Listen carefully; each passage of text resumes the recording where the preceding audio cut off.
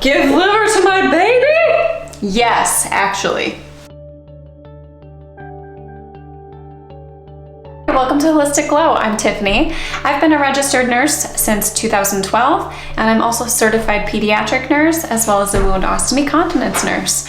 So I have been getting a lot of questions lately from parents of infants between 4 and 6 months of age about when is it appropriate to introduce solid foods and what foods should I start with. There's such a wide variety of opinions that are offered about the best foods to introduce. Many of the common foods that are introduced are things like rice cereal, oat cereal, and a variety of like fruit purees. What many people don't realize is babies don't actually produce the enzymes needed to digest those complex carbohydrate foods until they're about a year and a half old. So it's actually better to focus on foods that are fat and protein based, as they already have the enzymes to digest those effectively. Breast milk is anywhere from 50 to 60% fat, so very fat heavy, and also very full of saturated fats. So when we're thinking of introducing foods,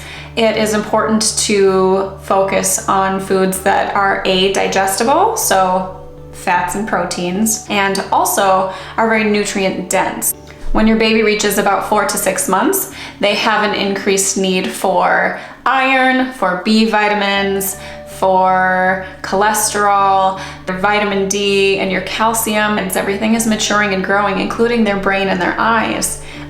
So it's important to focus on foods that are going to support those organ growth. What are the most nutrient-dense foods that are available that meet the needs of your baby at this stage of development? So some great sources of the fats and the protein and the zinc that babies need include egg yolks, liver, things like butter, animal fats, or avocado. So a great first food might be some cooked egg yolk. So if you were to boil an egg or to cook it so that the white has been cooked, but the yolk is still a little bit soft. Some great ways to introduce egg yolks might be allowing them to taste egg yolk off of a spoon. So once a baby reaches 4 to 6 months, the supply of iron that's provided in breast milk or even formula becomes inadequate. And so it's great to focus on foods that are naturally high in iron. Some of the highest levels of iron are going to be found in liver.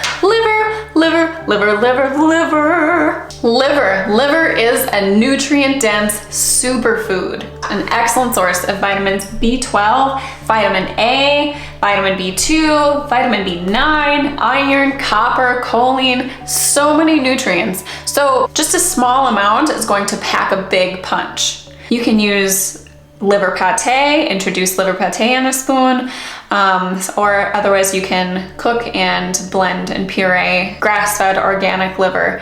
And what's great is you can prepare that and keep it in the freezer in silicone molds, so in very small quantities, so you can take them out when they're needed. So liver, egg yolks, and third would be good sources of fats.